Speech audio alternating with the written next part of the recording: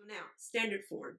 This is the different form I was talking about when you're like, where does the HK come from? It comes from the standard form, not the quadratic form. You will hear some people call this, I'm going to put or the vertex form.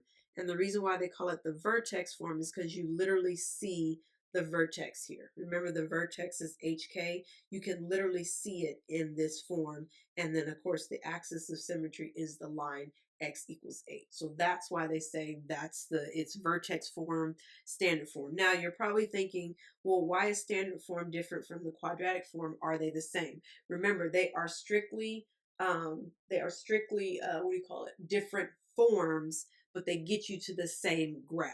Okay, different ways of writing the exact same function is all it is. If it's written in this form, you immediately see the vertex and you immediately see the line of symmetry. You know if it opens up, if it opens down, because if a is greater than 0, it opens up. If a is less than 0, it opens down. So you see more information immediately. When it's in the quadratic form, you don't see it right away. You have to get some points to make it, give you the points that you need to graph it.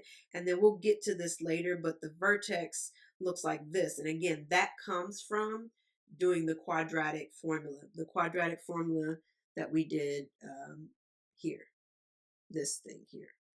When you do the quadratic formula, it gives you those values.